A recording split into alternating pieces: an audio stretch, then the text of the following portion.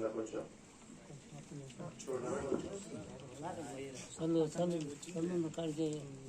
సరిపోతుందా? అందరికీ వందనాలు. బాగున్నారా? చాలా సంతోషం.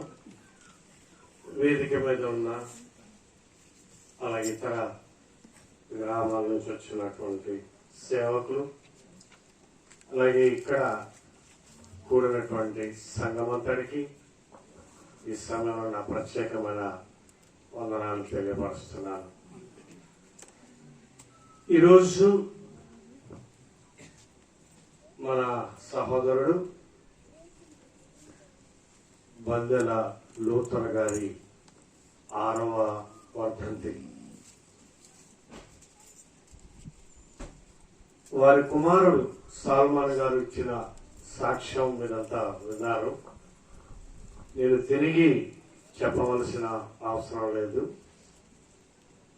2 మాటలు ఆయన గురించి నేను మీకు జ్ఞాపకం చేస్తాను. ఆయన నాకు పరిచయం అయింది 1977 సంవత్సరం.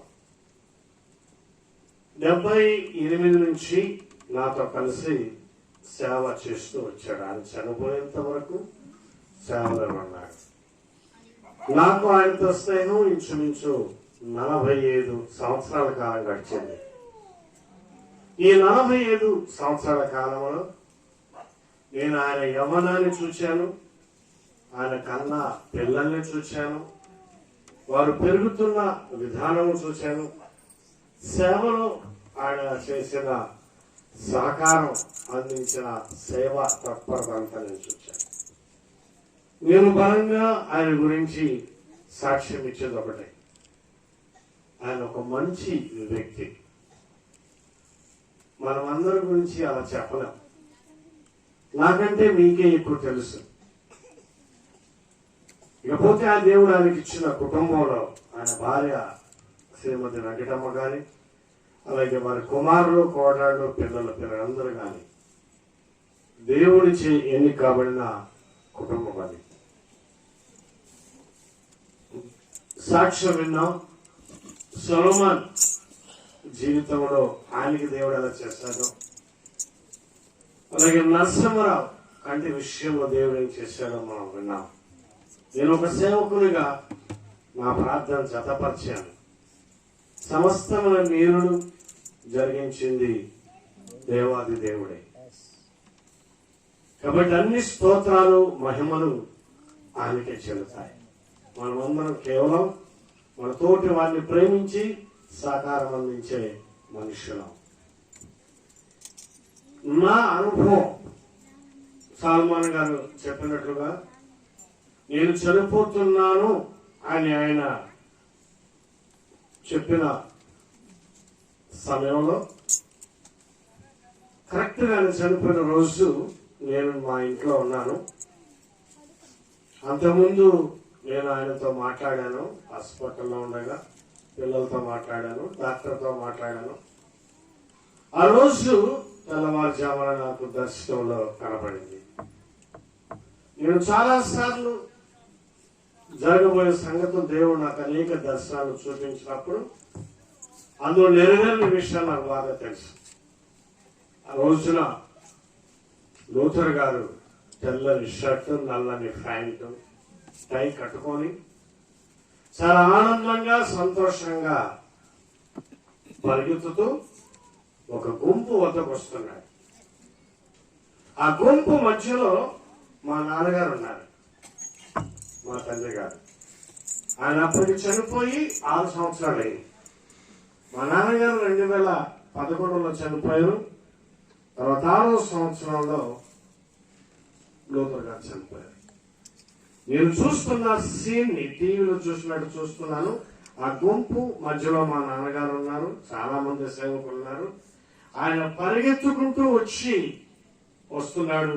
మా నాన్నగారు ఆయన షేక్ హ్యాండ్ ఇచ్చి ఆ గుంపులోకి తీసుకున్నాడు. నేను అప్పుడే నాకు కళ చెదిరింది. లేచి వెంటనే నా భార్యకి చెప్పాను, ఈరోజు లూథర్ గారు చనిపోతాడమ్మా, నాకు దర్శనం వచ్చిందని. కరెక్ట్గా ఆ రోజే నాకు ఫోన్ వచ్చింది, ఆయన చనిపోయాడు.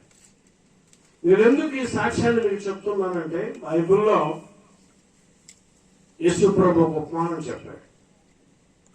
లాజరు చనిపోయినప్పుడు ఆయన తీసుకుని వెళ్ళడానికి దేవదూతలు వచ్చారని యేసు ప్రభు ఆ ఉపమానంలో వివరించారు. నీతివంతులైన మనుష్యులు ఈ లోకాన్ని విడిచిపెట్టినప్పుడు ఖచ్చితంగా వారి కొరకు వారిని ఆహ్వానించడానికి ఖచ్చితంగా అవతల లోకం నుంచి మనుషులు వస్తారు. అదే మనకి నిదర్శనం, అదే మనకి గుర్తు. సో ఈ మాటలు నా మనసులో ఉన్నాయి, మీతో పంచుకుంటున్నాను. నాకు ఆయన మంచి స్నేహితుడు. ఎన్నోసార్లు ముటుకుల నుంచి మేమిద్దరం ఇక్కడికి నడిచి వచ్చేవాళ్ళం. నా మోటార్ సైకిల్ ఆగిపోతే నెట్టి ఆయాస పడిపోతే దాన్ని అవతల చెట్లలో పడవేసి ఇద్దరం నడిచి వచ్చేవాళ్ళం. ఎన్నోసార్లు నాతో ఎన్నో 100 కిలోమీటర్లు నాతో కలిసి నడుచుకుంటూ వచ్చాడు.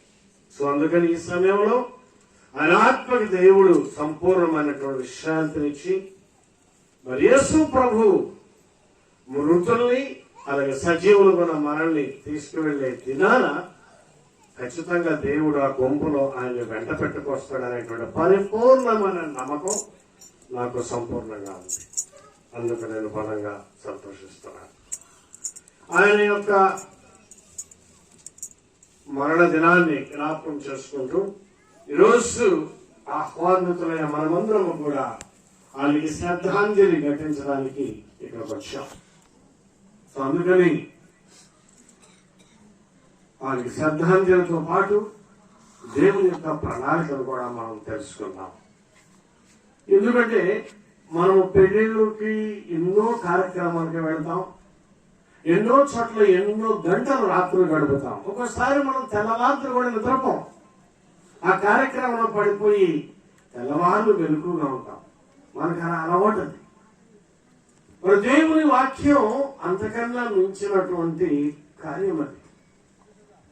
ఈ స్వార్థని విని మనం అర్థం చేసుకొని దేవుని యొక్క ప్రణాళిక ఏమిటో తెలుసుకొని మన కర్తవ్యం మన బాధ్యత ఏమిటో అర్థం చేసుకొని మనం జీవితంలో నడకను కొనసాగిస్తే గొప్ప ఆనందాన్ని మనం పొందుతాం. సో మనము వాక్యంలోకి వద్దాం. ఈ వాక్యం 2 విషయాలు నేను మీకు ఈరోజు జ్ఞాపకం చేయబోతున్నాను. మొదటిగా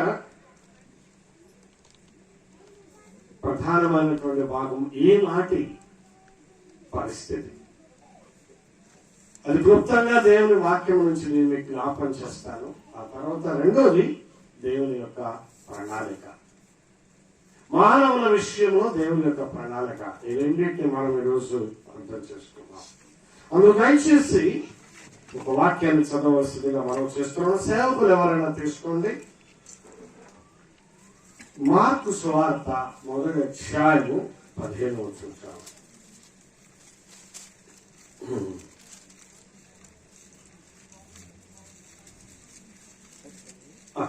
కాలము సంపూర్ణమై ఉన్నది. స్లో అంత వేగం.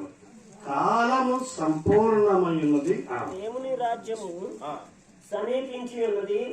మారు మనసు పొంది సువార్త నమ్ముడని చెప్పుచు దేవుని సువార్త ప్రకటిస్తూ గలిలయకు వచ్చెను. ఆమేన్. ఈ మాటలు విన్నారండి? వినలేదా? సో నేను చెప్తాను, నాతో పాటు కలిసి చెప్పండి. మీకు ఒక ఐడియా ఉంటుంది. ఇది మీ హృదయాలలో ప్రింటింగ్ కావాలి. ఈ మాట కాలము అని చెప్పండి. కాలము సంపూర్ణమైనది. పరలోక రాజ్యము సమీపముగా ఉన్నది. ఏమన్నాడన్నమాట? పరలోక రాజ్యము సమీపముగా ఉన్నది. మారు మనసు పొందండి. చెప్పండి అన్నమాట. సువార్తను నమ్మండి. ఇది యేసుక్రీస్తు ప్రభు చెప్తున్న మొదటి సువార్తలోని భాగమే. అది 3 కాలాలని, భూతకాలము, వర్తమాన కాలము, భవిష్యత్ కాలము, 3 కాలానికి సంబంధించిన ఒకే ఒక విషయాన్ని ఆనాడు ఆయన సువార్తను బోధించాడు. ఈ వాక్యం మొత్తం 3 భాగాలతో ఉన్నది. మొదటి మాట ఏమన్నాడు? కాలము చెప్పడమాట, కాలము సంపూర్ణమై ఉన్నది. అది ఆ మాట గడిచిపోయిన భూతకాలానికి పాస్ట్ టెన్స్ కి సంబంధించిన విషయం చెప్తున్నాడు. కాలం ఎందుకు సంపూర్ణమైంది? అప్పుడే సంపూర్ణమైతే ఇంకా ఎందుకు నడుస్తుంది? మన వాక్యంలో విందాం ఆ భాగం. అది భూతకాలానికి సంబంధించిన విషయం. రెండోది ఏమన్నాడు? పరలోక రాజ్యము సమీపముగా ఉన్నది. అది భవిష్యత్తుకి సంబంధించిన మాట. అది ఫ్యూచర్, ఏం జరగబోతుంది, ఏది రాబోతుందో ఆయన వివరించాడు. పరలోక రాజ్యము సమీపముగా ఉన్నది. ఇక వర్తమానానికి సంబంధించి, అంటే ఇప్పుడు జరుగుతున్న కాలానికి సంబంధించి మనము ఏమి చేయాలో చెప్పాడు. ఏం చెప్పాడు చెప్పండి? మారు మనసు పొంది సువార్తని నమ్ముడు. ఇది యేసు ప్రభు చెప్పిన 3 సువార్తలు. 3 కాలాలకి కలిసి చెప్పాడు. భూతకాలము, వర్తమాన కాలము, భవిష్యత్తు చెప్పాడు. ఈ 3 కాలాల్ని మనము కలిపి మనము అన్వయించి ఆలోచిస్తే యేసుక్రీస్తు ప్రభు ఎందుకు కాలం పరిపూర్ణమైందో ఆయన సువార్తను వివరించాడు. అదంతా మనం తీసుకుంటే 2 గంటల మినిమం సమయం పడుతుంది.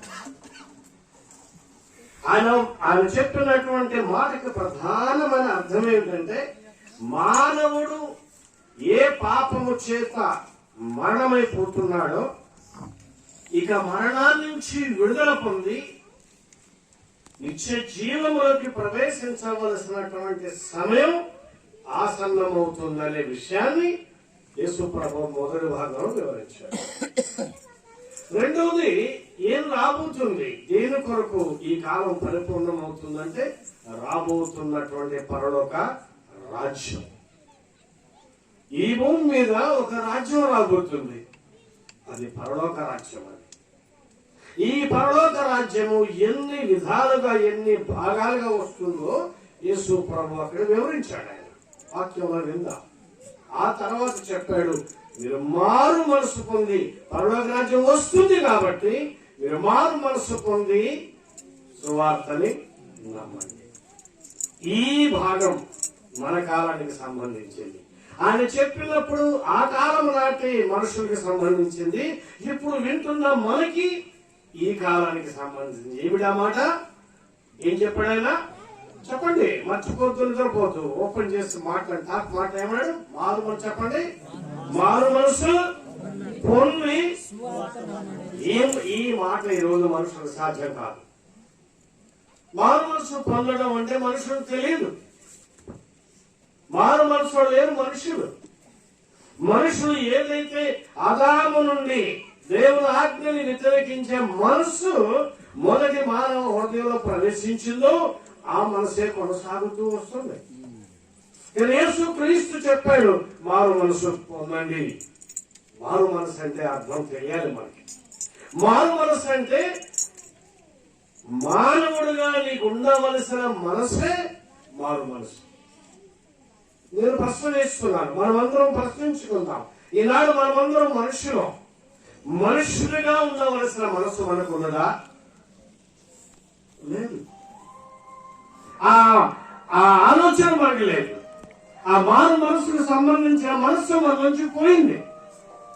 ఎందుకు పోయిందంటే పాత మనసే మనసులో కొనసాగుతుంది. సువార్తని నమ్మమని చెప్పాడు. వాళ్ళ సువార్తని ఎంతమంది నమ్ముతున్నారు? సువార్త అంటే ఏంటో తెలుసా? తెలియదు చాలా మందికి. ఇది ఒక మతం అని అనుకునే వాళ్ళు ఎంతో మంది ఉన్నారు. ఇది మతము కాదు, యేసు ప్రభు వివరంగా చెప్పాడు. కాబట్టి సువార్త అనేది మతము కాదు. కాబట్టి మతము కానిది ఏదైతే ఆయన బోధించాడో అది సువార్త ఉన్న విషయాన్ని మనుషులు మర్చిపోతున్నారు. దానికి కారణం ఏంటి? మారు మనసు. మిమ్మల్ని ప్రశ్న ఇస్తున్నారు. ఈ నెలలో జరిగినటువంటి రైల్వే ప్రమాదం, యాక్సిడెంట్ ఎక్కడని చెప్పండి? ఎక్కడండి? ఒరిస్సాలో జరిగింది. మీకు తెలుసా ఒరిస్సాలో ఎంత ప్రమాదం జరిగి ఎంతమంది చనిపోయారండి? ఇన్సూరెన్స్ 300 మంది చనిపోయారు. మీకు ఒక విషయం నేను జ్ఞాపకం చేస్తాను. ఈనాడు మానవ పరిస్థితి ఎంత దారుణంగా ఉందో మీకు చెప్తాను. యాక్సిడెంట్ జరిగింది, అకస్మాత్తుగా రైళ్లు ఢీకొన్నాయి, గూడ్స్ అంతా మనకు తెలుసు. గుట్టలు గుట్టలుగా మనుషులు పడిపోయారు, వాళ్ళ వస్తువులు, సామాగ్రి, మనుషులు అందరూ పడిపోయారు. అప్పుడప్పుడే చనిపోయినటువంటి శవాలు అక్కడే ఉన్నాయి. అటువంటి సమయంలో కూడా మనుషులు ఏం చేశారో తెలుసా మీకు? జీవించిన మనుషులు ఆ ప్రమాదం నుంచి తప్పుకొని బ్రతికి బట్ట కట్టిన మనుషులు చనిపోయిన వారికి సహాయం చేయడానికి బదులుగా వారి జేబుల్లో పర్సలు తీసేసుకుని డబ్బులు లాక్కున్నారు. ఎంత దరిద్రమైన హృదయం మానవుడిని ఊహించండి. ఇది ఒక సంఘటన. అంటే మారు మనసు లేదా మనుషులకి? దేవుడు నీ మీద కృప చూపి నేను బతికించాడు. శవం దగ్గరికి వెళ్ళి ఇంకా శవం ఎవరితో తెలియదు, వాళ్ళ జేబుల్లోంచి డబ్బులు, పర్సులో డబ్బులు తీసుకున్నావంటే మానవ హృదయం ఏముంది ఆలోచించేది. ఏమైంది మారు మనసు మనుషులకి? తోటి వాడు చచ్చిపోయి శవమే పర్వాలేదు, నాకైతే రూపాయి కావాలి. ఇది ఈనాడు మనుషుల యొక్క హృదయం. కొన్ని సంవత్సరాల క్రితం నేను మీకు ఒక సంఘటన చెప్తాను. పేపర్లో ఒక న్యూస్ చూశాను. మంచి ఎండాకాలం ఇలాగే నల్గొండ నుంచి పుచ్చకాయల లోడు వెళుతుంది ఓ లారీలో. ఆ లారీ పైన 6 కూర్చుని ఉన్నారు. ఒక ఊరు దగ్గర ఆ లారీ తిరగబడిపోయింది. ఆ 6 పడి అక్కడ చనిపోయారు. ఆ లారీ నిండా ఉన్నటువంటి ఆ లారీ నిండా ఉన్న పుచ్చకాయలన్నీ పడిపోయాయి. ఊర్లో జనమంతా వచ్చారు. ఆ సేవలు తొక్కుకుంటూ వెళ్ళి ఆ పుచ్చకాయ బద్దలు తీసుకున్నారు. ఎంత దరిద్రం చెప్పండి. అంటే నీవు ఆనందించడానికి చిన్న పుచ్చకాయ దెబ్బ చాలు, అక్కడ పడిపోయి కొర ఊపిరితో కొట్టకుండా మానవ జీవితంతో సంబంధం లేదు. ఇది ఈనాటి పరిస్థితి. ప్రియ సహోదరుడు, సహోదరి, ఉందా నిజంగా మనకి మారు మనసు? నువ్వు క్రైస్తవుడివే, ప్రభువుని అర్థం చేసుకున్నావు. మరి నీకు వచ్చిందా మారు మనసు? మార్చుకున్నావా నీ పరిస్థితిని? లేదా అదే జీవితంలో నడుస్తున్నావా? లోకము అన్యులు ఏ రీతిగా పోతున్నారో నీవు కూడా అదే బాటలో వెళుతున్నావా? ఆలోచించుకో. ఎందుకంటే మారు మనసు లేని కాలంలో మనం బ్రతుకుతున్నాం. చక్కని పాట ఉంటుంది మనకి. ఆ పాట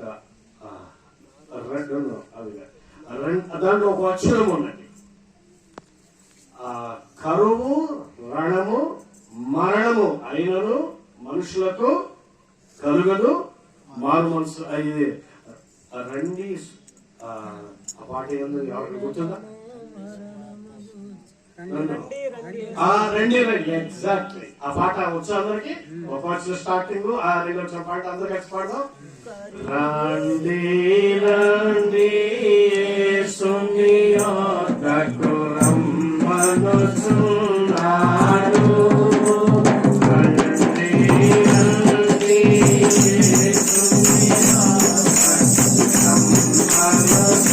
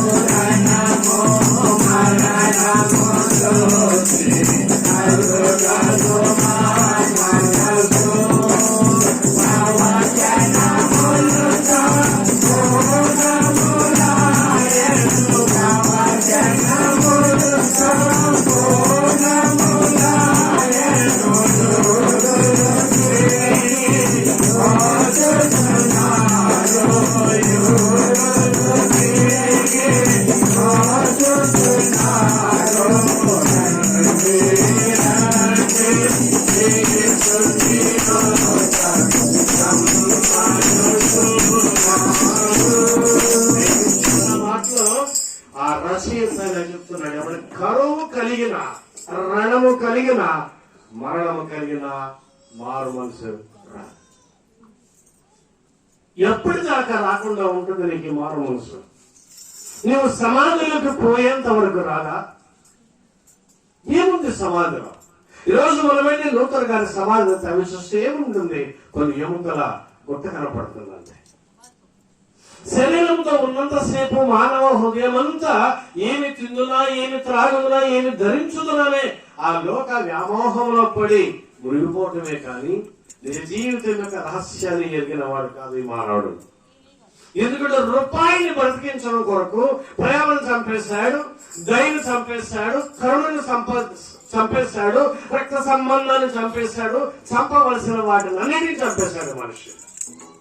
అవునా కాదా? చెప్పండి, అవునా కాదా? అవును. ఈరోజు రూపాయి కొరకు మనిషి సమస్తాన్ని చంపేస్తున్నాడు, ఇంకా చంపేస్తాడు మనిషి. అందుకే ప్రియులారా, మేలుకోనండి, దయచేసి జీవితం యొక్క పరమార్థాన్ని అర్థం చేసుకోండి, దేవుని యొక్క ప్రణాళికను తెలుసుకోండి. బైబుల్ ఎంత చక్కగా వివరిస్తుందో జీవితం యొక్క మర్మాన్ని బైబుల్లో మనం చదవచ్చు. మీకు మత్స్సుకు నేను కొన్ని మాటలు తీసి చూపిస్తాను. రాజు దావీదు రాసిన కీర్తన నుంచి 49వ అధ్యాయము. నేను చెప్పిన వచ్చినాడు మాత్రమే చదవండి. మొదటి వచ్చిన చదవండి. కీర్తనలు ఇంకో మైక్ లేదండి, ఇంకో మైక్ ఇవ్వండి. ఒక్క నిమిషం, మైక్ లేదు మీకు అందుబాటులో? అందరికి వినపడుతుందా మాటలు? హలో, ఎస్ సార్, నో చెప్పండి. వినపడుతుందా? ఓకే, చదవండి చదవండి. స్లో బైబుల్ చాలా నిదానంగా చదవవలసిన పుస్తకం. చాలా చాలా ఊపిరి తీసుకుంటూ చదవాలి. ఒక అక్షరానికి మధ్య కొన్ని లోకాలు వెళ్ళిపోతాయి. స్లోగా చదవండి. ఎవరు చదవాలి? చదవండి. సర్వజనులారా అంటున్నాడు, సర్వజనులారా ఆలకించుడి. ఇక్కడ సర్వజనులు అంటే భూమి మీద ఉన్న సర్వ మానవులను పెంచి చెప్తున్నాడు రాజు దావీదు తన కీర్తనలో. సర్వజనులారా ఆలకించుడి. సామాన్యులేని, ఎవరు? సామాన్యులేని, సామంతులేని, సామంతులేని, ధనికులేని, ధనికులేని, దరిద్రులేని, లోక నివాసులారా మీరందరూ ఏకముగా కూడి చెడియొగ్గుడి. అందరూ లోకంలో ఉన్న మానవులందరూ కూడా ఈ మాటలు వినండి అని రాజు దావీదు 4000 సంవత్సరాల క్రితమే ఈ మాటలు రాశారు. మీరు తర్వాత ఇంటికి వెళ్ళిన తర్వాత చదువుకోండి. అధ్యాయమంతా అద్భుతమైనటువంటి విషయాల్ని ఆయన అక్కడ రాస్తున్నాడు. అందులో మచ్చుకు మీకు కొన్ని చూపిస్తాను, తీసుకోండి. 12, 13, 14 నుంచి చదవండి. అదే అధ్యాయంలో 12వ వచనం నుంచి చదవండి. ఘనత వహించిన వాడైనను మనుష్యుడు నిలవజాలడు. చూసారా ఏమన్నాడు అక్కడ? చెప్పండి. ఘనత వహించిన వాడైన మనుషుడు నిలవజాలడు. ఒక మనిషి ఘనత పొందిన వాడైతే ఎంత గొప్ప రాజకీయ నాయకుడు కావచ్చు, చీఫ్ మినిస్టర్ కావచ్చు, ప్రైమ్ మినిస్టర్ కావచ్చు, ప్రపంచానికి అధినేత కావచ్చు, ఎంత గొప్ప ఘనత పొందినా వాడు నిలిచి ఉండుట సాధ్యం కాదు. వాడు నశించు.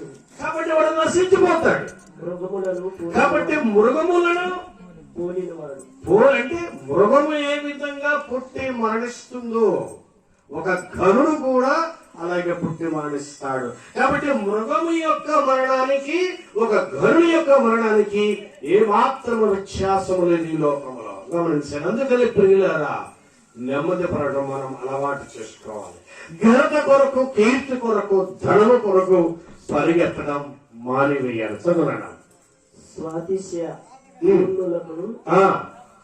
వారి నోటి మాటలను బట్టి వారిని అనుసరించి వారికి ఇదే గతి. కాబట్టి స్వాతి అతిశయం అంటే విపరీతమైన సొంత గర్వం కలిగిన వారు, వారందరికీ చివరికి గతి అంతే. గనులైనా అంతే, అతిశయం కలిగిన మనుషులు ఎవరైనా సరే చివరికి మనుషుని గతి అంతే. చదవండిగా వారు పాతాళములో మందగా కూర్చబడుదురు. కూర్చోబడదు. ఒక్క మాట మీకు ఈ మర్మాన్ని జ్ఞాపకం చేస్తున్నా.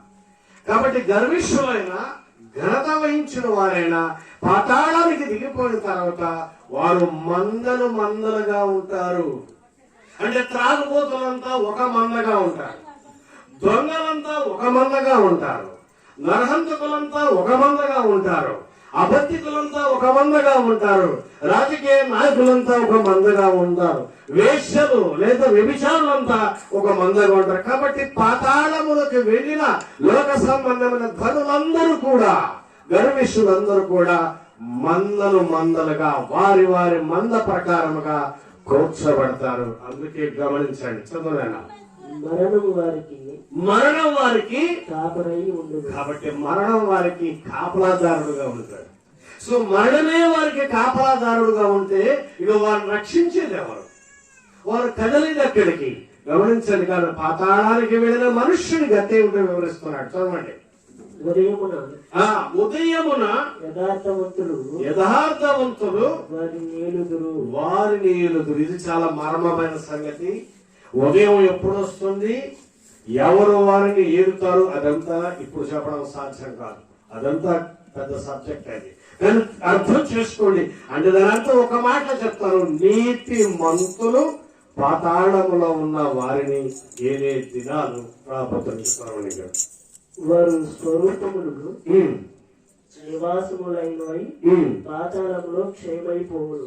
కాబట్టి ఇంటికి వెళ్ళిన తర్వాత చదువుకోండి. యాక్సెస్ ఖచ్చితంగా చదవండి. 49వ అధ్యాయం కీర్తన 1 నుంచి లాస్ట్. నేను ఎందుకు మీకు జ్ఞాపకం చేస్తున్నానంటే దినములు బహు చెడ్డగా ఉన్నాయి. ఈ ప్రపంచంలో ఈ భూమి మీద ఎప్పుడు ఏమి సంభవిస్తుందో మనకు తెలియదు. మనకు తెలుసు 5 కోట్ల మంది కరోనాలో చనిపోయారు. ఇంతమంది వైజ్ఞానికులు ఉన్నారు, డాక్టర్లు ఉన్నారు, ఎన్నో రకాల ఔషధాలు ఉన్నాయి. ఎన్ని ఉన్నా బ్రతికించలేకపోయారు మనుషుల్ని. ఎన్ని కోట్ల మంది మరణించారు మనం పేపర్లు చూసాం. అందుకని దయచేసి కాలం యొక్క స్థితిగతులను అర్థం చేసుకుని ప్రభు చెప్పిన మాటని మనసులో తీసుకుని మారు మనసు పొంది జీవించడం అలవాటు చేసుకోండి. ఎందుకంటే మారు మనసు లేకుండా నువ్వు బ్రతికితే ఆ కాలం వ్యర్థమైపోతుంది. నువ్వు పాతాళానికి దిగిపోతే మరణం నీకు కావలిగా ఉంటుంది. కాబట్టి నీ యొక్క గుర్తులు, నీ చరణాలన్నీ కూడా అక్కడ అంతర్ధానం అయిపోతాయి. మరి నువ్వు పాతాళానికి వెళ్తావా, దేవుని యొక్క ప్రణాళికలు పరలోకానికి వెళ్తావా నిర్ణయించుకో. నువ్వు పరలోకానికి వెళ్ళాలనుకుంటే నీ యొక్క స్థితి, నీ ఆలోచన, నీ తలంపంతా పాతాళం వైపు ఉండకూడదు. ఈ లోకంలో మానవుల పరిస్థితి ఈ రీతిగానే ఉంది. ఎందుకంటే ఇది భయంకరమైన కాలం, ఇది అంత్యకాలం, చివరి కాలం, అపాయకర కాలం ఇది. ఈ కాలంలో దుష్టుడు వాడి యొక్క పని సంపూర్ణం చేసుకోవడానికి సింహంలాగా గర్జించి వెతుకుతున్నాడు. నువ్వు వాడి నోట పడదలుచుకున్నావా ఆలోచించుకో. ఒక్కటి నేర్చుకోండి జీవితంలో, దేవుడు ఎంతో ప్రేమమయుడు, దేవుడు ఎంతో కృపగలిగిన వాడు, దేవుడు ఎంతో మానవులు ప్రేమిస్తున్నాడు, మానవులు తన కుటుంబంలో చేర్చుకోవాలని దేవుడు ఆశపడుతున్నాడు. దేవుణ్ణి అర్థం చేసుకోవడం నేర్చుకోండి. మన భూమి మీద బ్రతికే 30, 40, 50, 60, 70, 80, 90, 100 ఇలా గాల్లోకి వెళ్ళిపోయినట్టు వెళ్ళిపోతాయి. దుమ్ము లేచిపోయినట్లుగా, విసిరి వచ్చిన గాలికి దుమ్ము లేచి వచ్చినట్లుగా మనుషుల జీవితాలు తరిగిపోతాయి. బైబిల్ క్షుణ్ణంగా చెప్తా. అందుకనే నీలో జీవం ఉండగానే, నీలో జ్ఞానం ఉండగానే, నీలో అన్ని అవయవాలు పనిచేస్తుండగానే సత్యవంతుడైనటువంటి దేవుణ్ణి అంగీకరించి మానవచ్చు నేర్చుకోండి. మీకు విషయం చెప్తాను. అపోస్తలుడైన పౌలు ఏథెన్స్ నగరానికి వెళ్ళాడు. ఆయన భూమి మీద ఉన్న కాలంలో సువార్త చెబుతూ ఆయన వాస్తవంగా ఆయన పట్టుకొని తీసుకువెళ్లారు. అక్కడి నుంచి ఆయన తప్పించుకొని ఏథెన్స్ నగరానికి వచ్చాడు. ఏథెన్స్ నగరానికి వచ్చేసరికి అక్కడ చాలా దేవతల విగ్రహాలు కనపడ్డాయి. వాళ్ళకి సువార్త చెప్పాలి. ఎలా చెప్పాలి, ఏం చెప్పాలి? ఒరే, మీరు పూజిస్తున్న ఈ దేవతలు దేవుడు కాదు, దేవుడు వేరే ఉన్నాడని వాళ్ళకి చెప్పాలి. పరిచయం చేయాలి దేవుణ్ణి.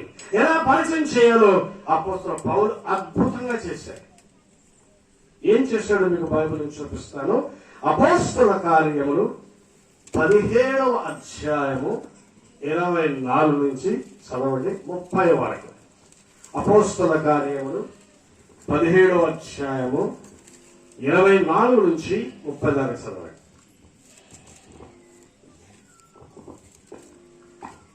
చదవండి. 22 నుంచినా పర్వాలేదు, కానీ సమయం అవుతుందని మీకు తగ్గించాను. 24 అపోస్తల కార్యం చదవండి. జగత్తును అంతని సమస్తమును చూడు, జగత్ ఏం కానీ స్లో అంటే సౌండ్ తగ్గించమని. ఓకే. జగత్తును అందరి సమస్తమును నిర్మించిన దేవుడు తానే ఆకాశమునకును భూమికిని ప్రభువై ఉన్నందున హస్తకృత్యములైన ఆలయములలో నివసింపడు. దేవుడు మనుషులు కట్టిన చర్చిల్లో ఉండడు. ఆయన అపోస్తల పౌలు చెప్తున్నాడు, జగత్తును సృష్టించిన దేవుడు. జగత్ అంటే మనకు కనబడుతున్న ఆకాశము, ఈ భూమి కావు, ఈ సూర్యుడు చంద్ర నక్షత్రాలు కావు. వాటికైతే పైన ఉన్నటువంటి ఏదైతే లోకం ఉన్నదో, పైన ఉన్నటువంటి సృష్టి ఉందో అది జగత్తు. కాబట్టి సమస్త జగత్తుని, ఆకాశాన్ని, భూమిని సృష్టించిన దేవుడు మనుషుల చేతులతో కట్టిన ఆలయాల్లో ఆయన నివసించాడు. చర్చి ఎందుకు? చర్చి మనమందరం కూడుకొని దేవుడి నామాన్ని స్తుతిపరచడానికి చర్చికి పెడుతున్నాం, కానీ అక్కడ దేవుడి నివాసం ఉండే స్థలం కాదు అది. మనం వెళ్ళి ప్రార్థించినప్పుడు మన మంచిగా ఆయన ఆత్మస్వరూపంగా వస్తాడు. ఇక్కడ అపోస్తల పౌలు దేవుడి గురించి ఎలా వివరిస్తున్నాడు చూడండి అక్కడి నుంచి. ఆయన అందరికి జీవమును ఊపిరిని సమస్తమును దయచేవాడు గనక. ఒక్క నిమిషం ఇక్కడ అంటాడు, ఏం చెప్తున్నాడు? దేవుడు సమస్త మనుషులకి ఏమి ఇస్తాడు చెప్పండి, వినలేదు ఆ వాక్యం? జీవమును ఈ రెండు వేరు వేరు తెలుసా? జీవం వేరు, ఊపిరి వేరు. ఊపిరి మన ముక్కులోంచి వెళ్ళి బయటకు వచ్చేది ఊపిరి, మీన్స్ అవర్ ప్రాణం, దట్స్ అవర్ లైఫ్, మన ప్రాణం. అయితే జీవము అది కాదు, జీవము ఆత్మ. కాబట్టి అపోస్తలుడు పౌలు యొక్క సాక్ష్యం ప్రకారంగా దేవుడు మనకి సమస్తమైన వాటితో పాటు జీవమును అనగా ఆత్మను, ఊపిరిని దయచేవాడు. చదవండిగా. దయచేవాడు గనుక తనకు ఏదైనాను పొదువా ఉన్నట్టు మనుషుల చేతులతో సేవింపబడివాడు కాదు. కాబట్టి ఆయనకి ఏదో తక్కువైనట్లు ఆయన మనల్ని చేత సేవ చేయించుకోవాల్సిన పని ఆయనకి లేదు. కాబట్టి చాలా సార్లు దేవుని సేవ చేద్దాం, దేవుని సేవ, దేవునికి మనం ఏం చేయాలి సేవ? ఆ మాటలో అర్థం గమనించాలి. ఇది మనం దేవునికి సేవ చేయడం కాదు, ఇది మనకి మనం సేవ చేసుకుంటున్నాం.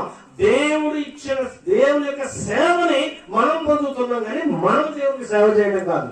ఈ విషయాన్ని మనం క్లియర్గా అర్థం చేసుకోవాలి. దేవుడు సేవ చేయించుకోవడానికి ఆయనకేం కోరుతుంది? ఆయనకేం కొరతలేదు. ఆయన కొరతలకి నీకు నాకు మనకున్నది. ఎవరి ప్రాణం పోతుంది? మన ప్రాణం పోతుంది. ఎవరికి నిత్య జీవం లేకుండా పోతుంది? మనకి నిత్య జీవం లేకుండా పోతుంది. కానీ సర్వ సృష్టికర్త అయినటువంటి దేవునికి కాదు. కాబట్టి ఆయనకి ఏం కొదువు లేదు. కాబట్టి ఆయనకి ఎవరి సేవలు అవసరం లేదు. చూడండి. మరియు యావత్ భూమి మీద కాపురముండుటకు ఆయన ఒకరి నుండి ప్రతి జాతి మనుషులను సృష్టించి, వారు ఒకవేళ దేవునిని తరుములాడి కనుగొందురేమో అని తను వెతుకు నిమిత్తము నిర్ణయ కాలమును వారి నివాస స్థలము యొక్క పొలిమేరలను ఏర్పరచను. కాబట్టి దేవుడు ఎంత గొప్పగా చేశాడు చూడండి. ఎప్పటికైనా మనుషులు దేవుని వెతుకుతారేమోనని ఒక మనుషుల నుండి యావత్ జనాంగాన్ని సృష్టించి వాళ్ళ నివాసాల చుట్టూ పొలిమేరలు కట్టి వాళ్ళకి తగినన్ని అవసరాలను తీరుస్తూ దేవుడు ఏం కోరుకుంటున్నాడు? ఎప్పటికైనా మానవుడు హృదయం మార్చుకొని దేవుని వెతుకుతాడు. దేవుని యొక్క తలంపది, దేవుని కోరికది. ఎందుకు? దేవుడు మనల్ని ఆయన సొంత సంతానంగా చేసుకున్నాడు. మన ఇమేజ్, మన పోలిక, మన స్వరూపం. దేవుడు ఎలా ఉన్నాడంటే నీ ఎదుర్కొన్న నీ పొరుగువాడు ఎలా ఉన్నాడో దేవుడు అలాగే ఉన్నాడు. నువ్వు ఎక్కడో ఉన్నటువంటి దేవునికి ఏమో చేతులెత్తి నమస్కరిస్తావు, నీ ఎదుర్కొన్న పొరుగువాడేమో భయంకరమైన మాటలతో దూషిస్తావు. కూడా గమనించుకో, దూషించవద్దు. దేవుని సృష్టిని గౌరవించడం నేర్చుకో. అపోస్తలుడు పౌలు ఇంకా ఏం చేస్తాడు చూడండి. ఆయన మనలో ఎవరికి దూరంగా ఉండువాడు కాదు. ఏమన్నాడమ్మా చెప్పండి? దేవుడు మనలో ఎవరికి దూరంగా ఉన్నాడు. నీ కులం కాదు, వేరే కులంలో మనుషులు ఉన్నాడు. ఆ మనుషులు దేవుడు దూరంగా ఉన్నాడా? ఉంటాడా? ఈ భూమి మీద ఏ మనుషుడైనా ఎవరికి దేవుడు దూరంగా ఉంటాడు. కులమును బట్టి గాని, మతమును బట్టి గాని, జాతిని బట్టి గాని, ధనమును బట్టి గాని, హోదా బట్టి గాని, ఘనతను బట్టి గాని దేవుడు ఒక మనిషి దగ్గర ఉండడు. చూడండి, మనం ఆయన యందు బ్రతుకుతున్నాము, చెల్లించుచున్నాము, ఉనికి కలిగి ఉన్నాము. అటువలే మనం ఆయన సంతానమని మీ కవీశ్వరులలో కొందరును చెప్పుచున్నారు. కాబట్టి ఏం చెప్పారు అంటే ప్రవక్తలు, కవీశ్వరులు, గ్రంథాలు రాసిన వాళ్ళు ఏం చెప్పారు? మనము దేవుని యొక్క సంతానము, మనం దేవుని యొక్క పిల్లలు, మనం కంప్లీట్ గా మనమైన సంతానం అంతే. చదవండి. కాబట్టి మనము దేవుని సంతానమై ఉండి మనుషుల సంస్కార కల్పనల వలన మార్చబడిన బంగారమునైనను, వెండినైనను, రాతినైనను దేవత్వము పోలి ఉన్నదని తలంపుకూడదు. ఏం చెప్తున్నాడు అపోస్తలుడు పౌలు? ఆ ఏథెన్సు పట్టణంలో విగ్రహాన్ని, పెద్ద పెద్ద దేవాలయాన్ని పూజిస్తున్న వారికి ఈ మాటలు జ్ఞాపకం, దేవుడిని పరిచయం చేస్తున్నాడు. మీరు తర్వాత చదువుకోండి అపోస్తలుల కార్యములు 17వ అధ్యాయం అంతా చదవండి. మీరు అక్కడ ఒక బలిపీఠం దగ్గర తెలియని దేవుని కని రాసి ఉంది. అక్కడ దాన్ని తీసుకొని చూపించి సజీవుడైన మన దేవుణ్ణి, సృష్టికర్త దేవుణ్ణి వారికి పరిచయం చేస్తున్నాడు. ప్రియులారా, నేను మీకు ఈ మాటలు జ్ఞాపకం చేస్తున్నా, అర్థం చేసుకోండి. మీరు దేవుణ్ణి తెలుసుకోవాలంటే దేవుణ్ణి అర్థం చేసుకోండి. ఆయన స్వభావం, ఆయన ఆలోచన, ఆయన తలంపు, ఆయన మనకు అందించిన కృప, కుమారుడు ద్వారా మనం చేసిన మేలుని పదే పదే మనసులో ధ్యానం చేసుకోండి. దాన్ని అర్థం చేసుకోండి. దేవుణ్ణి ఎంతగా అర్థం చేసుకుంటున్నావో అలాగే నీ పొరుగు వాడిని కూడా అర్థం చేసుకో. అదే మారు మనసు. నువ్వు దేవుణ్ణి అర్థం చేసుకుంటే ఆ సృష్టికర్త కింద లోబడిపోతావు. నీ పొరుగు వాళ్ళ దేవుడు ఉన్నాడని తెలిస్తే నీ పొరుగు వారిని నువ్వు ప్రేమిస్తావు. అప్పుడే నీకు రక్షణ దేవుడు దయచేస్తాడు. నువ్వు దేవుని ప్రేమించకుండా, నీ పొరుగు వారిని ప్రేమించకుండా నీకెన్నటికీ రక్షణ రాదు. ఈ స్వార్థపరమైనటువంటి ఈ కాలంలో, భయంకరమైన ఈ కాలంలో, మనుషులు స్వార్థపరలే తిరుగుతున్న ఈ కాలంలో సత్యమైనటువంటి సువార్తని నమ్మడం నేర్చుకోండి. అప్పుడు మాత్రమే దేవుడు కృపణిస్తాడు. సో అందుకని నేను మీకు ఈ మాట జ్ఞాపకం చేస్తున్నాను. యేసు ప్రభు చెప్పిన మాట అదే. అదేమన్నాడు? కాలం పరిపూర్ణమైనది, గతించిపోయిన కాలాల గురించి వివరించాడు ఆయన. రాబోతున్న కాలంలో ఏం జరగబోతుందో చెప్తున్నాడు. రాబోయే కాలంలో ఏం జరగబోతుంది? పరలోక రాజ్యము రాబోతుంది, సమీపంగా ఉంది. ఎక్కడొస్తుంది పరలోక రాజ్యం? ఈనాడు మన దేశంలో చూస్తున్న బీజేపీ లాంటి రాజకీయ రాజ్యమా, లేదా అమెరికా లాంటి పెద్ద దేశముల యొక్క ప్రధాన రాజ్యమా? ఏం రాబోతుంది? ప్రభు క్షుణ్ణంగా వివరించాడు. కాబట్టి రాబోయేది పరలోక రాజ్యం. ఇక ఆ తర్వాత ప్రభు చెప్పాడు, అందుకనే పరలోక రాజ్యం రాబోతుంది కాబట్టి, కాలం సంపూర్ణమైంది కాబట్టి నువ్వు వెంటనే మారు మనసు పొందు. సువార్త అన్నాము. ఏమిటి సువార్త? మారు మనసు అంటే కొంచెం విన్నాం. ఇక సువార్త అంటే ఏంటో మనం విన్నాం. మీకు చెప్పాను, 2 భాగాలుగా మీకు చెప్తానని మారు మనసు గురించి వివరించాను. ఇప్పుడు సువార్త అంటే ఏమిటి? సువార్త అంటే దేవుని యొక్క ప్రణాళిక. అదేంటో మనం తెలుసుకుందాం. తెలుసుకునే ముందుగా ఎవరైనా సహోదరులు ఒక్కసారి ఎవరు పడతారు? ఇందాక ఎవరైనా ఒకరికి మంచి సాంగ్ ఇవ్వండి దయచేసి. ఎవరు నిద్రపోతే పార్టీ జాగ్రత్తగా వెళ్ళండి.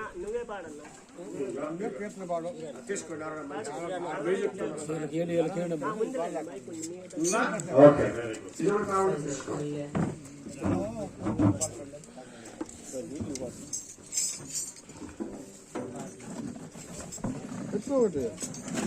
కావాలి కావాలి యేసు నువ్వే కావాలి, రావాలి రావాలి నీ సన్నిధి నాతో రావాలి, కావాలి కావాలి యేసు నీవే కావాలి, రావాలి రావాలి నీ సన్నిధి నాతో రావాలి, నువ్వు లేకుండా నేనుండలేనయ్యా, నీ తోడు లేకుండానే బ్రతకలేనయ్యా, అండదండ నీవే యేసయ్యా,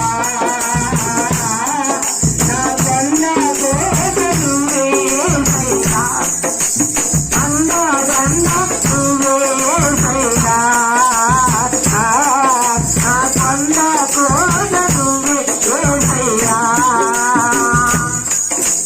కావాలి కావాలి యేసు నువ్వే కావాలి, రావాలి రావాలి నీ సన్నిధి నాతో కావాలి, నా ప్రేమాధారము నువ్వే ఈ జగతిలో, ఆక్షేపణ చేయను నేను ఈ కొరతలో, నా ప్రేమాధారము నువ్వే ఈ జగతిలో, ఆక్షేపణ చేయను నేను ఈ కొరతలో, కలకలలో నేనున్నా కలవరపడనయ్యా, నీ తలపులలో నేనున్నా అంతే కాదయ్యా, కలకలలో నేనున్నా కలవరపడనయ్యా, నీ తలపులలో నేనున్నా అంతే కాదయ్యా, నువ్వు లేకుండా నేనుండలేనయ్యా, నీ తోడు లేకుండా నే బ్రతుకలేనయ్యా, అండదండ నువ్వే యేసయ్యా, నా కొండ కోట నువ్వే యేసయ్యా, అండదండ నువ్వే యేసయ్యా, నా కొండ కోట నువ్వే యేసయ్యా, కావాలి కావాలి యేసు నువ్వే కావాలి, రావాలి రావాలి నీ సన్నిధి నాతో కావాలి,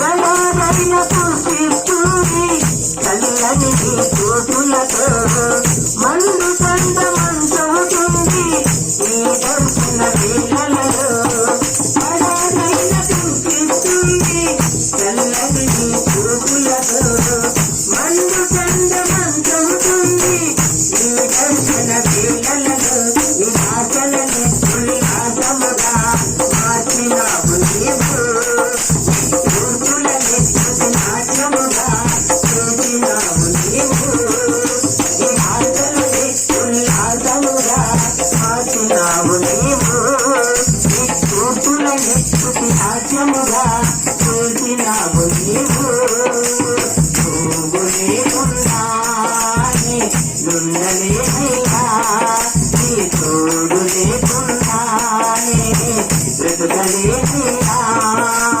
అండదండ నువ్వే యేసయ్యా, నా కొండ కోట నువ్వే యేసయ్యా,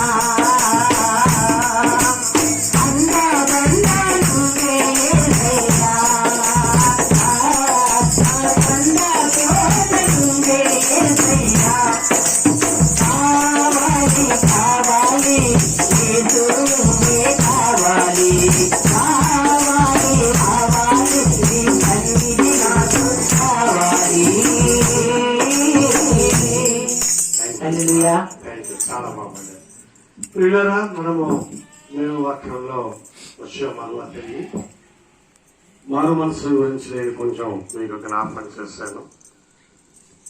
మారు మనసు గురించి మనం ఈ రాత్రంతా మాట్లాడుకున్నా సరిపోదు.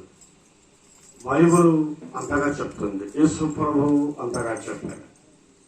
సో మారు మనసు లేకుండా పరలోక రాజ్యానికి వెళ్ళడం సాధ్యం కాదు. మారు మనసు అంటే ఏంటో మీకు చెప్పాను. మారు మనసు అంటే ఏంటంటే చెప్పారు కదా వాక్యంలో, మర్చిపోయారు అప్పుడే. ఎవరు చెప్పండి, ఎవరు గుర్తులేదా? ఒక మనిషిగా, ఒక మనుష్యుడిగా ఉండవలసిన మనసే మారు మనసు. నీ పొరుగు వాడు చనిపోతుంటే నువ్వు చూస్తుండేది మారు మనసు కాదు. భయంకరమైన శ్రమలో ఉంటే నువ్వు పక్కన సంబంధం లేనట్లుగా పక్కకి పోయేది మారు మనసు కాదు. యేసు ప్రభు ఒక మాట చెప్పండి, శత్రువును ప్రేమించు, దేవుని కుమారుడు అయి ఉండాలంటే శత్రువును ప్రేమించమన్నాడు. నువ్వు శత్రువును ప్రేమించడం చాలా కష్టం. ఈనాటి మనుషులు కదా సాధ్యం కాదు. కనీసంగా నీ పొరుగువాడిని, నీ ముందు కనపడుతున్న వాడిని, నీ ఇంటి వాడిని ప్రేమించడం నేర్చుకో. కాబట్టి మానవ మనసు ఎంత అవసరముగా మనము అర్థం చేసుకోవాలి. ఈ వాక్యంలో తర్వాత యేసు ప్రభు చెప్పిన మాట, సువార్తని నమ్ముడి. సువార్త అంటే ఏమిటి? సువార్త ఎవరికి? సువార్త జీవించిన మనకి, చనిపోయి మృతుల్లోకంలో ఉన్నటువంటి వారందరికీ, ఇంక్లూడింగ్ చనిపోయినటువంటి బందెల లోతర గారితో సహా మనకి బ్రతికున్న మనకి కావాలి సువార్త, మృతుల్లోకంలో ఉన్న వారికి సువార్త కావాలి. ఎందుకంటే దేవుడు శరీర సంబంధమైనటువంటి కృప ఏ రీతిగా ఉందో, ఆత్మ సంబంధమైన కృప విషయంలో కూడా, అంటే మరణము జీవానికి సంబంధించిన రెండు కార్యాలు పూర్తవడానికి సువార్త కావాలి. సువార్త సజీవులకి కావాలి, మృతులకి కావాలి. చాలా మంది ఏమనుకుంటారంటే చనిపోయిన వాడికి సువార్త ఏంటి, చనిపోయిన వాడికి సువార్త సంగతి అవసరమా అని అనుకున్న వాడు చాలా మంది ఉన్నారు. కాదు, సజీవులైన మనకి సువార్త ఎంత అవసరమో మృతులు కూడా సువార్త అంత అవసరం. ఎందుకంటే బ్రతికిన మనకి ఏ రీతిగా సువార్త చెప్పబడుతుందో మృతులు కూడా ఆ రీతిగానే సువార్త చెప్పబడుతుంది, ప్రకటించబడింది. బైబిల్ నుంచి ఒక్క మాట మీకు నేను చేస్తాను, దయచేసి తీసుకోండి. మొదటి పేతురు పత్రిక 4వ అధ్యాయము 6వ వచనం చూడండి ఒకసారి.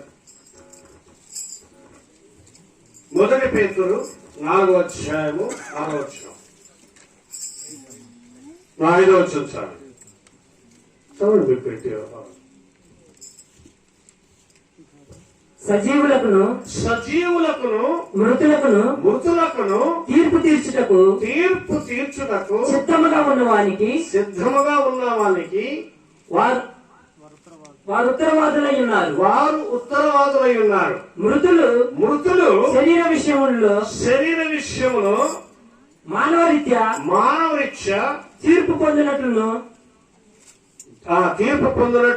ఆత్మ విషయములో దేవుని బట్టి జీవించినట్లు వారికి కూడా సువార్త ప్రకటించబడింది. కాబట్టి సజీవునికి సువార్త ప్రకటించబడుతుంది, మృతులకు కూడా సువార్త ప్రకటించబడుతుంది. సజీవునికి సువార్త కావాలి, మృతులు కూడా సువార్త కావాలి. కాబట్టి మృతులకు సువార్త అక్కరలేదు అనుకునేటువంటి బైబిల్కి వ్యతిరేకమైనటువంటి బోధది. కాబట్టి ఒక మనుష్యుడు తీర్పుకి రావాలన్నా, ఒక మనుష్యుడు జీవించాలన్నా వానికి సువార్త కావాలి. వాటిని క్షుణ్ణంగా జ్ఞాపకం ఉంచుకోండి. ఒక మనుష్యుడు తీర్పులో శరీరీత్యా రావాలన్నా, ఆత్మరీత్యా ఒక మనుషుడు శాశ్వతంగా బతకాలన్నా వారికి సువార్త కావాలి. సువార్త లేకుండా ఏ మనుష్యుడు కూడా జీవించలేడు. కాబట్టి సువార్త అంటే ఏమిటి? సువార్త అనగా దేవుని యొక్క, మర్చిపోతున్నారా? ఏం చెప్పారు సువార్త అంటే? ఇదే మీరు తెలుసుకోవాలి. సువార్త అనగా దేవుని యొక్క ప్రణాళిక. చెప్పండి అన్నమాట. సువార్త అనగా దేవుని యొక్క ప్రణాళిక. సువార్త అనగా దేవుని యొక్క ప్రణాళిక.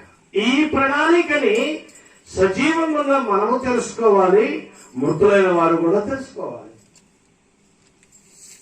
అయితే సజీవులుగా మనకి ఎలా అందించబడుతుందో మృతువులకు కూడా అలాగే అందించబడుతుంది. ఇప్పుడు ఆ టాపిక్ నేను మీకు వివరిస్తే సువార్తను వివరించడం సాధ్యం కాదు. అందుకని మీకు జ్ఞాపకం చేస్తున్నా, ఈరోజు ఫైనల్ పాయింట్ గా సువార్తని నమ్ముడని యేసు ప్రభువు చెప్పాడు. అసలు ఏమిటి సువార్త, అసలు ఈ దేవుని యొక్క ప్రణాళిక ఏంటి మనం అర్థం చేసుకుందాం. దయచేసి నిద్రపోవద్దండి, మెలకుగా ఉండండి. మాకి పల్లెటూరులో ఉన్నటువంటి ప్రాబ్లం ఏంటంటే వాక్యం కన్నా పాటల మీద మక్కువ, ఇంట్రెస్ట్ ఎక్కువ. పాటలు పాడి పాడి పాడి లోపల ఉన్న సెన్సెస్ అన్ని సైలెంట్ అయిపోయి వాక్యం చెప్పేయడానికి మంచి నిద్ర వచ్చేస్తుంది. జ్వర పడితే పిల్లలు ఏం చేస్తారు? పడుకుంటారు. పాటలు పాడితే సంఘం కూడా పడుకుంటారు. అందుకని నేనెప్పుడు అలా ఇవ్వను. 2 songs is enough. 2 పాటలు పాడిన తర్వాత మధ్యలో 1-2 పాటలు పాడుకోవచ్చు. కానీ అదే విధంగా 10-12 పాటలు పాడితే లోపలికి ఏమి ఎక్కదు. కడుపు నిండా నీళ్లు తాగితే అన్నం ముద్ద లోపలికి వెళ్ళదు. ఎందుకంటే వాక్యము ఆహారము వంటిది, పాట నీళ్ల వంటిది. గుర్తుంచుకోండి. సో ఇప్పుడు జాగ్రత్తగా మనసు పెట్టి వినండి. సువార్త అనగా ఏమిటో మీకు వివరిస్తున్నాను. యేసు ప్రభు దీన్ని ఎందుకు నమ్మమన్నాడు కూడా మీకు నేను జ్ఞాపకం చేస్తాను. కాబట్టి యేసు ప్రభు చెప్పినట్లుగా సువార్త అంటే ఏమిటి, దాన్ని ఎలా నమ్మాలి, దాన్ని మనం క్షుణ్ణంగా తెలుసుకుందాం. దేవుడు 3 రకాల సృష్టి చేశాడు. దేవుడు చేసిన 3 రకాలలో మొదటి సృష్టి జగత్తు సృష్టి. జగత్ అంటే మనం కళ్ళెత్తి పైకి చూస్తే కనపడే ఆకాశం కాదు. ఉదయమే మనం చూస్తున్న సూర్యుడు కాడు, రాత్రులు వస్తున్న చంద్రుడు కాడు, ఆకాశంలో కనపడుతున్న నక్షత్రాలు కావు. ఈ భూమి మీద ఉన్నటువంటి మనకు కనపడుతున్న మొత్తం ఏదైతే ప్రకృతి, సముద్రాలు, నదులు, జీవరాశులు, ఇది జగత్తు కాదు. ఇది జగత్తులో ఒక భాగమైన సృష్టి. కాబట్టి జగత్ అనేది మొదటి సృష్టి. దాని గురించి బైబిల్ చాలా తక్కువ వివరిస్తుంది. ఇందాక నేను చూపించాను. అపోస్తలుడు పౌలు మరి అపోస్తల కార్యంలో రాస్తుంటున్నాడు, జగత్తుని, భూమి ఆకాశములను, సమస్తమును సృష్టించి బుద్ధ రెఫరెన్స్ చెప్తున్నాడు. కాబట్టి జగత్తు సృష్టి ఆయన చేసింది, భూమి ఆకాశాల సృష్టి ఆయన చేసింది, మిగతా సృష్టి అంతా ఆయన చేసింది. కాబట్టి మీకు అర్థమయ్యే భాషలో నేను బైబిల్ చూపిస్తున్నాను. దేవుడు మొత్తము 3 సృష్టి 3 విధాలుగా లేదా 3గా చేశాడు. ఒకటి మొదటి సృష్టి అంటే జగత్తు సృష్టి. ఈ జగత్తు సృష్టి గురించి యేసు ప్రభు ఏం చెప్పాడో తీసుకోండి. యోహాను సువార్త 14వ అధ్యాయము చదవండి. మొదటి 3 వచనాలు చదవండి. యేసు ప్రభు పరలోకానికి వెళ్ళిపోతున్నాడు, శిష్యులు ఏడుస్తున్నారు. అప్పుడు యేసు క్రీస్తు ప్రభు వారికి ఒక అద్భుతమైనటువంటి మర్మాన్ని వివరిస్తున్నాడు. దాన్ని చదవండి. మీ హృదయమును కలవరపడనీయుడి. శిష్యులు ఏడుస్తున్నారు, ప్రభు వెళ్ళిపోతారని చెప్పినప్పుడు అందుకుంటున్నాడు యేసు ప్రభు, మీరు హృదయాన్ని కలవరపడనివ్వద్దు. దేవుని యందు విశ్వాసం ఉంచుతున్నారు, నా యందు విశ్వాసం ఉంచుడి. నా తండ్రి ఇంట అంటే జగత్తు ఇంటిలో, దేవుని ఇంటిలో, సమస్త జగత్తు దేవుని యొక్క ఇల్లు. నా తండ్రి ఇంటిలో అనేక నివాసములు కలవు. అంటే భూమి మీద ఏ విధంగా నివసిస్తున్నారో ఇలాంటి నివాసాలు ఈ జగత్తులో, ఈ సృష్టిలో చాలా ఉన్నాయి. నా తండ్రి ఇంట అనేకమైన నివాస స్థలాలు ఉన్నాయి. లేని ఎడల మీతో చెప్పుదు. కాబట్టి జగత్తు సృష్టి లేకపోతే నేను మీకు చెప్పేవాడిని. మీకు స్థలం సిద్ధపరచ వెళ్ళుచున్నాను. నేను వెళ్ళి మీకు స్థలము సిద్ధపరచని ఎడల నేనుండు స్థలములో నేను ఉండులాగున మరలా వచ్చి నా యొక్క ముందుటకు మిమ్మల్ని తీసుకొని పోవుదును. ఇది యేసుక్రీస్తు ప్రభు తన వీడ్కోలు సందేశంలో చెప్పిన మాట. సో యేసుక్రీస్తు ప్రభు వచ్చి ఎక్కడ తీసుకెళ్తున్నట్టు చెప్పండి? ఎక్కడికి? అది ఏ సృష్టిలోకి?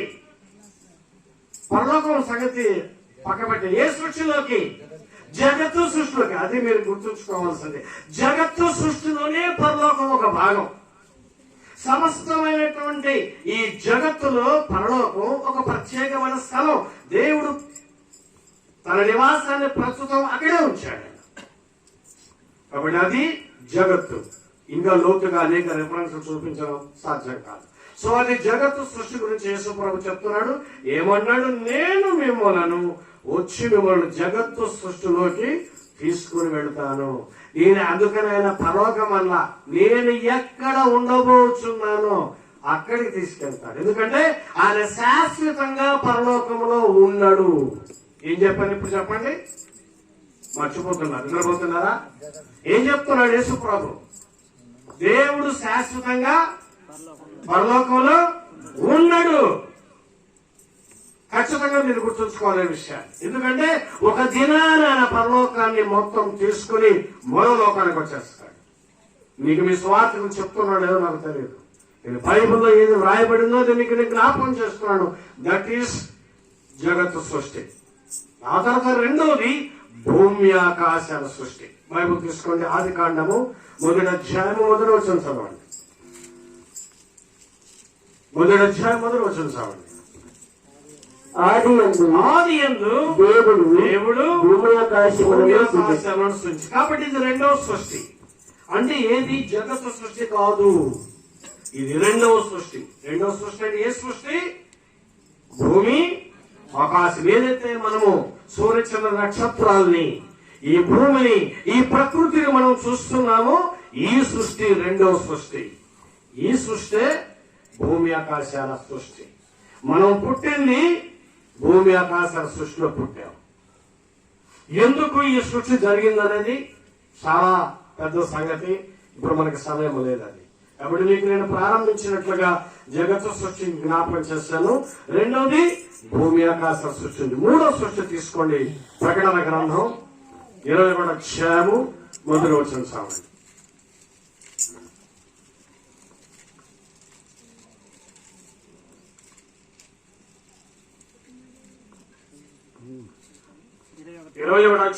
అంతటి నేను క్రొత్త ఆకాశమును క్రొత్త భూమిని చూచితిని. మొదటి ఆకాశమును మొదటి భూమియు గతించిపోయాను, సముద్రమును ఇక లేదు. థ్యాంక్ యూ బాబు. కాబట్టి ఇది మూడో సృష్టి. ఏ సృష్టి ఇది? క్రొత్త భూమి, క్రొత్త ఆకాశము. సృష్టి ఎన్ని రకాలు చెప్పాను? 3 రకాలు చెప్పాను. ఒకటి జగత్తు సృష్టి, రెండవది భూమి ఆకాశాల సృష్టి, మూడవది క్రొత్త భూమి, క్రొత్త ఆకాశం. కాబట్టి క్రొత్త భూమి, క్రొత్త ఆకాశం వచ్చేసరికి ఈ పాత భూమి, పాత ఆకాశము గతించిపోతాయి. సముద్రం ఇక ఉండదు. ఈ జగత్తులో పరలోకము ఏదైతే ఇప్పుడు ప్రస్తుతం దేవుడు ఉంటున్న నివాసం ఉన్నదో ఆ పరలోకము కూడా కొత్త భూమి, కొత్త ఆకాశములకు దిగి వచ్చేస్తాయి. అందుకని యేసు ప్రభు అన్నాడు, మిమ్మల్ని పరలోకం తీసుకెళ్తానని చెప్పలా, నేనుండు చోటున మీరు ఉండులాగునా. ఈ మాటలో ఆయన 4 లోకాల యొక్క మర్మాన్ని చెప్పాడు యేసు ప్రభు. ఏ లోకము నుంచి ఎక్కడ తీసుకువెళ్తాడో చెప్పాడు. అందుకని నేనుండే చోట, నేను పరలోకంలో ఉంటే మీరు నాతో పాటు పరలోకంలో ఉంటారు. నేను భూమి మీదకి వస్తే నాతో పాటు మీరు భూమి మీదకి వస్తారు. నేను కొత్త భూమి, కొత్త ఆకాశం పెడితే మీరు అక్కడికి వచ్చేస్తారు. యేసు క్రీస్తు ప్రభు అందుకుని ఈ మాట ఆయన మర్మంగా చెప్పాడు, నేనుండు చోటున మీరు ఉండేలాగునా నేను మరలా వచ్చి మిమ్మల్ని తీసుకెళ్లి వెళతానని అందులో అని చెప్పిన మాటలో మర్మం అది. కాబట్టి కొత్త భూమి, కొత్త ఆకాశం. 3వ వచనం చదవండి ఒకసారి. ప్రకటన 21 3వ వచనం చదవండి. అప్పుడు ఇదిగో దేవుని నివాసము మనుషులతో కూడా ఉన్నది. కాబట్టి మనుషులు ఉన్న లోకములోకి, అంటే ఏ కొత్త భూమిలోకి మనుషులు వెళ్ళిపోతున్నారో ఆ లోకములోకి దేవుడు కూడా తన నివాసం పరలోకం నుంచి అక్కడికి వచ్చేస్తారు. చదవండి. ఆయన వారితో కాపురం ఉండడు. కాబట్టి ఎక్కడ కాపురం ఉంటాడు దేవుడు మనుషులతో కలిసి? చెప్పండి, ఎక్కడ? అది మీరు వింటున్నదా వాక్యాన్ని? కొత్త భూమిలో కొత్త ఆకాశం అక్కడ ఉంటాడు యేసు ప్రభు. దేవుడు అక్కడికి వచ్చేస్తాడు. ఎక్కడి నుంచి? పరలోకము నుండి దేవుడు కొత్త భూమి, కొత్త ఆకాశంలోకి వచ్చేస్తాడు. ఈ మనుషులందరూ ఎవరైతే నీతిమంతులు, పరిశుద్ధులు ఆ లోకానికి వెళుతున్నారో వాళ్ళ మధ్య నివాసానికి ఆయన వస్తున్నాడు. చదవండి అక్కడ. వారు ఆయన ప్రజలై ఉందురు. వారైన ప్రజలు ఉందరు. దేవుడు తానే దేవుడు తానే వారి దేవుడై ఉండి వారి దేవుడై ఉండి వారికి తోడై ఉండును. వారికి తోడై ఉండును. ఆయన వారి కన్నుల ప్రతి ఆయన కన్నుల ప్రతి భాష పాపబిందువును తుడిచివేయును. తుడిచివేయును. మరణం ఇక ఉండదు. మరణం ఇక్కడ ఉండదు. దుఃఖమైనను దుఃఖమైనను ఏడ్పైనను ఏడ్పైనను వేదన అయినను వేదనైనను ఇక ఉండదు. ఇక ఉండదు. మొదటి సంగతులు మొదటి సంగతులు గతించిపోయినని సింహాసనంలో సింహాసనంలో నుండి వచ్చిన ఆ, గొప్ప స్వరము చెప్పుట వింటిని. సో కాబట్టి దేవుడు కూడా పరలోకము నుంచి తాను కొత్త భూమిలోకి రాబోతున్నాడు. ఇది భవిష్యత్తు. సో మనం దేవుని నమ్ముకుంటే మనం వెళ్ళేది కూడా చివరికి అక్కడికి, కొత్త భూమిలోకి. కాబట్టి పరలోకములకు వెళ్ళేవాళ్ళు ఎవరు తెలుసా? ఎవరైతే పరిశుద్ధులై నీతిమంతులై పెళ్లి కుమార్తె ఆత్మలుగా ఉంటారో వారు మాత్రమే పెళ్లి కొరకు వెళ్తారు పరలోకం, అంతే. ఇక ఆ తర్వాత పరలోకానికి వెళ్ళే మనుషులు ఎవరు ఉండరు. ఇంకా దేవుడు కూడా తన నివాసాన్ని అక్కడ తీసుకొచ్చేస్తున్నాడు, కొత్త భూమిలోకి తీసుకొస్తున్నాడు. అందుకనే బైబిల్ క్షుణ్ణంగా వివరిస్తుంది, ఆయన వారి మధ్య కాపురముండును. చదివారండి ఆ మాట మీరు? ఆ మాట మీరు స్కిప్ చేసినట్టున్నారు. ఆ మాట 3వ వచనంలో మాటలు చదివారా? మనుషులతో కూడా ఉంది ఆయన వారితో కాపురము. ఆయన వారితో కాపురం. సారీ. కాబట్టి యేసుక్రీస్తు ప్రభు అలాగే మన తండ్రి అయిన దేవుడు కూడా పరిశుద్ధాత్ముడు కూడా కొత్త భూమిలోకి వచ్చేస్తారు. సో ఇప్పుడు మనం ఏం నేర్చుకున్నాం? ఎన్ని సృష్టిని జ్ఞాపకం చేశాను? 3 ఏమిటి? జగత్తు సృష్టి, భూమి ఆకాశాల సృష్టి, 3వది కొత్త భూమి కొత్త ఆకాశం. కాబట్టి 3 రకాల సృష్టిని బైబిల్ చూపిస్తుంది. సో బైబిల్ ఏ సృష్టి యొక్క ప్రారంభాన్ని ముగింపు చెప్తుంది? జగత్తు సృష్టి, భూమి ఆకాశాల సృష్టి, కొత్త భూమి కొత్త ఆకాశం. ఏ సృష్టి మొదలై ఏది ముగించబడుతుంది చెప్తుంది? భూమి ఆకాశాల సృష్టి ప్రారంభం చెప్తుంది, దాని ముగింపు కూడా చెప్తుంది. బాగా అర్థం చేసుకొని వినండి. ఆదికాండం 1:1 ఏం చెప్తుంది? ఆది యందు దేవుడు భూమి ఆకాశములను సృజించాడు. ఏ సృష్టి? ఆకాశంలో సూర్య చంద్ర నక్షత్రాలు, భూమి, ప్రకృతి సృష్టించబడిందో, ఈ సమస్త జీవులు సృష్టించబడ్డాయో, ఈ మానవులు సృష్టించబడ్డారో, ఈ మొదటి సృష్టి అంతా కూడా ప్రకటన చివరికి వచ్చేసరికల్లా మొదటి భూమియు మొదటి ఆకాశములు సముద్రములు అంటే ఇది తాత్కాలికంగా సృష్టించబడినటువంటి సృష్టి. ఇది మీరు అర్థం చేసుకోవాలి. వింటున్నారా జాగ్రత్తగా? హలో, నిద్రపోతున్నారు స్లీపింగ్ గా? ఎవరు వింటున్నారా? ఏం చెప్పా నేను? ఈ భూమి ఆకాశం సృష్టి కొంతకాలం వరకు మాత్రమే. ఇది ఎన్ని కోట్ల సంవత్సరాలు మనకు తెలియదు. అన్ని కోట్ల సంవత్సరాలు గతించిపోయాయి. చివరికి వచ్చేసాం మనం. ఈ కొత్త భూమి, ఈ పాత భూమి, పాత ఆకాశం గతించిపోతున్న కాలము చివరిలోకి వచ్చేసాం మనం. అది ఇప్పుడు మీకు చెప్తే అర్థం కాదు, గుర్తుంచుకోండి. కాబట్టి సృష్టి ఏమిటో మీరు అర్థం చేసుకోండి. ఇకపోతే మనమందరం తెలుసుకోవలసిన సువార్తలో అతి ప్రాముఖ్యమైన భాగం ఏమిటంటే దేవుని యొక్క కోరిక. అసలు దేవునికి ఏ కోరికతో ఇదంతా చేశాడు? దేవునికి ఒక కోరిక ఉంది. ఏమిటా కోరిక తెలుసా? తనకి ఒక కుటుంబం కావాలి. ఈ వాంట్స్ హిస్ ఫ్యామిలీ. తనకు ఒక కుటుంబం కావాలి దేవునికి. ఇది ఆయన కోరిక. ఆయన పరలోకంలో ఉండగానే ఈ జగత్తుకు పునాది వేయబడక మునిపే ఆయనలో ఈ కోరిక ఉన్నది. ఏమిటా కోరిక? తనకి ఒక కుటుంబం, ఫ్యామిలీ కావాలి, కుటుంబం కావాలి. ఆ కుటుంబం ఎలా ఏర్పాటు చేయాలో, ఆ కుటుంబాన్ని ఎలా సృష్టించాలో దానికి ఒక ప్రణాళికను చేశాడు దేవుడు. ఏం చేశాడు దేవుడు? ప్రణాళిక చేశాడు. ఈ ప్రణాళిక అంతా పూర్తి అవడానికి ఒక కాలాన్ని నిర్ణయించాడు. ఒక కాలాన్ని నిర్ణయించాడు. ఆ కాలాన్ని 5 యుగాలుగా దేవుడు విభాగించాడు. కాబట్టి దేవుడు ఏం చేశాడు మీకు మళ్ళా చెప్తున్నా, గుర్తుంచుకోండి. దేవుడు ఏం చేశాడు? మొదట ఆయనకు ఒక కోరిక ఉన్నది. ఏమిటా కోరిక? తనకు ఒక సొంత కుటుంబం కావాలి. ఆయనకి కుమారులు కావాలి. మనం అంటే భౌతిక శరీరంతో, మాంసంగా, రక్తంతో ఉన్నాం కాబట్టి మనం పెళ్లిళ్ళు చేసుకుని పిల్లలు కంటాం, మన కుమారులు వస్తారు. మరి దేవుడు కుమారులు వస్తారు. దేవుడు శరీర సంబంధి కాదు, ఆయన ఆత్మ సంబంధి. కాబట్టి ఆత్మ నుంచి మాత్రమే సంతానం వస్తారు, కానీ శరీరం నుంచి సంతానం రాదు. అది దేవుడు అద్భుతమైనటువంటి ప్రణాళిక ఏం చేశాడంటే ఆత్మ శరీరం కలిసి ఉన్నటువంటి ఉమ్మడి జీవైన మానవుడిలో నుంచి తన కుమారులుగా ఏర్పరిచే ప్రణాళికని కోరికని ఆయన కలిగి ఉన్నాడు. కాబట్టి దేవుడు కలిగి ఉన్న కోరికని ఒక ప్రణాళిక చేశాడు. ఆ ప్రణాళిక మొత్తాన్ని ఏం చేశాడు? ఆ ప్రణాళిక పూర్తవడానికి ఒక కాలాన్ని నిర్ణయించాడు. ఒక కాలాన్ని నిర్ణయించి ఆ కాలాన్ని 5 యుగాలు చేశాడు. ఎన్ని యుగాలు చేశాడు? 5 యుగాలు చేశాడు. కాబట్టి మొట్టమొదటి యుగం సృష్టి యుగం. మొట్టమొదటి యుగం సృష్టి యుగం. రెండో యుగం ధర్మశాస్త్ర యుగం, అది రెండవది.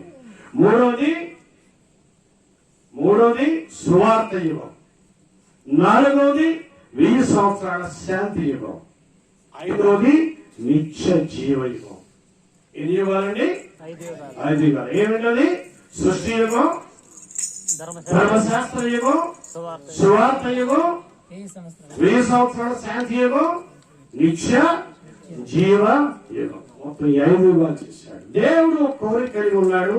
తనకి కుటుంబం కావాలి, తన కుమారులు కావాలనేది ఆయన యొక్క కోరిక. ఆ కోరిక నెరవేర్చుకోవడం కొరకు ఆయన ఒక ప్రణాళిక చేశాడు. ఆ ప్రణాళికని ఒక కాలంగా నిర్ణయించాడు. ఆ నిర్ణయించిన కాలాన్ని 5 యుగాలుగా చేశాడు. అందుకనే యేసు ప్రభు మీకు ఈ వాక్యములు మార్క్స్ వార్త 1వ అధ్యాయం 15వ వచనం ఏమన్నాడు యేసు ప్రభు? చెప్పండి.